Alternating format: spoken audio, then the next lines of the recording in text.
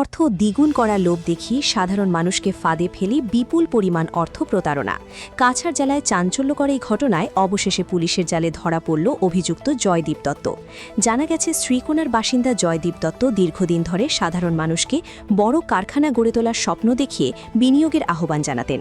সঙ্গে ছিল মোটা লাভের প্রলোভন, অল্প সময় টাকা দ্বিগুণ ফেরত। শুরুতে কিছু বিনিয়োগকারীকে টাকা ফিরিয়ে দিয়ে বিশ্বাস অর্জন করে সে, আর তাতেই বাড়তে থাকে বিনিয়োগকারীর সংখ্যা। ধীরে ধীরে বিপুল অঙ্কের টাকা সংগ্রহ করে অভিযুক্ত, কিন্তু শেষমেশ প্রতিশ্রুতি মতো অর্থ ফেরত দিতে ব্যর্থ হয় জয়দীপ দত্ত।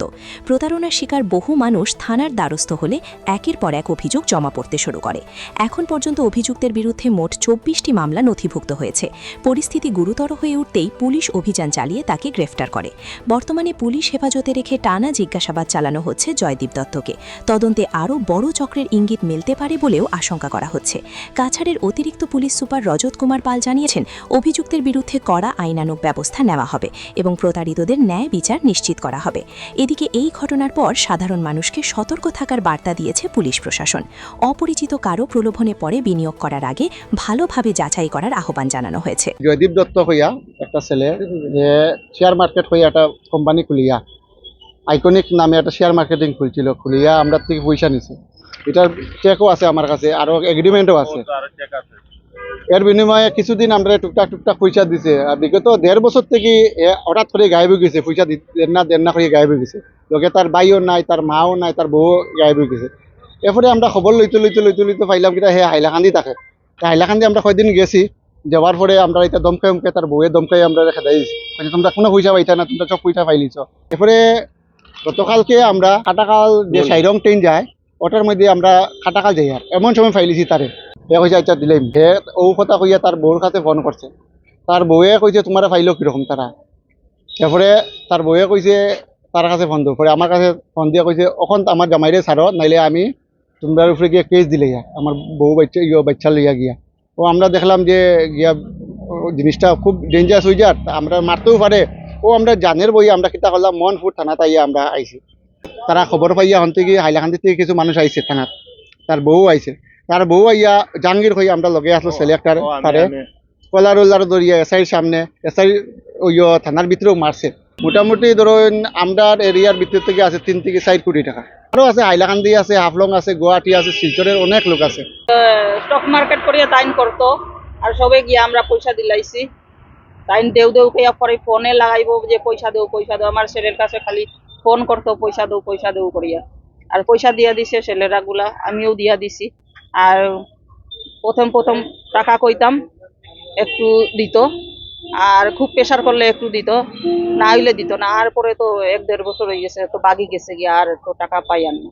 কষ্ট করিয়া আমরা লোন করিয়া দিছি টাকাটা পাইতে লাগে। আপনারা ভালো করে জাজ করেন। एक व्यक्ति जो कई पब्लिक लोगों को एक लोभ देता था कि उनको पैसा कहीं इन्वेस्ट करेगा या कुछ कंपनी खड़ा करेगा, मतलब अलग अलग तरीके के अलग अलग वाहनों से, ताकि उनसे वो पैसा लेके और उनको एक अच्छा रिटर्न का जो वादा करके कि उन लोग को एक बड़ा अमाउंट करके देगा कि अगर आप लोग 10 लगाएंगे तो हम आपको इतना % लगा के आपको रिटर्न दूंगा कम टाइम में।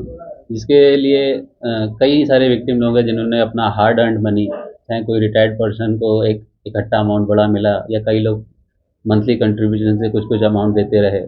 तो शुरू में कुछ लोगों को जब इसने रिटर्न दिया तो और लोग उससे जुड़ना शुरू हुए। तो जब और लोग जुड़ना शुरू हुए तो ये नंबर बढ़ गया, जिससे कि कई सारा पब्लिक लोग ने पैसा इन्वेस्ट किया। और ये जो व्यक्ति है जिसका नाम है जयदीप दत्ता, ये श्रीकोना एरिया का रहने वाला है। तो इसने ऐसे कई व्यक्तियों को लोभित करके उनसे काफ़ी सारे फंड्स इकट्ठे किए। एट लास्ट में वो उन लोग को उनका रियल पैसा भी वापस नहीं दे पाया। तो जब इन लोगों ने कंप्लेन किया तो हमने रेलिवेंट सेक्शन में इसके अगेंस्ट में केस रजिस्टर किया है सिलचर थाना में, और ये व्यक्ति अभी पकड़ लिया गया है। और इसने जो पैसा लिया था ये 1-2 साल और उससे भी पहले से लेता हुआ आ रहा था। तो मतलब काफ़ी टाइम से ये व्यक्ति उन लोग की पहुंच से भी बाहर था, अपना मोबाइल वगैरह सब बंद करके गायब हो चुका था।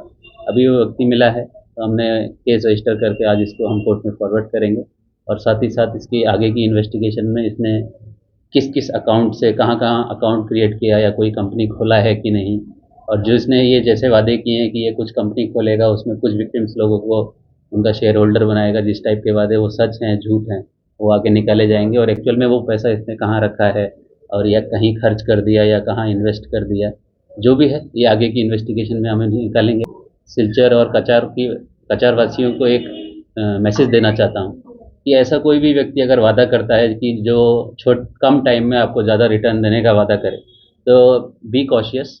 ऐसा कुछ भी होने से तुरंत सबसे पहले ऐसा इन्फॉर्मेशन को अपना नियरेस्ट थाना में रिपोर्ट करें। ये एक फाइनेंशियल लिटरेसी का एक सवाल है जो कि हमारा पब्लिक को अवेयर होना बहुत ज़रूरी है, तो पब्लिक ऐसे झांसों में ना फंसे। हमें कंप्लेंट मिला है उस हिसाब से 35 से 40 लाख के बीच अभी तक फ्रॉड हो चुका है, और लेकिन जो अगर हम एक 2-3 साल से ज़्यादा का पीरियड अगर लेंगे तो ये अमाउंट लगभग 15 से 20 करोड़ के बीच में जाएगा। अपना ग्रेजुएशन कंप्लीट करने के बाद कुछ ट्रेडिंग वगैरह का ट्रेनिंग करके, कुछ कोर्स दिखा के फिर लोगों को जो किया है कि ये ट्रेडिंग करते हैं, उसके बाद इनको बेनिफिट होता है, फिर उसके बाद ऐसे लोग कुछ 4-5 लोगों को और बेनिफिट दिला के मतलब एक शो हो जाता है कि मैं कई लोग को बेनिफिट दिला चुका हूँ। तो जब आप 4 लोग को बेनिफिट दिला देते हैं तो उसके बाद 10 लोग और आते हैं कि हमको भी बेनिफिट दिला दीजिए। ये वही एक मोडस ऑपरेंडी।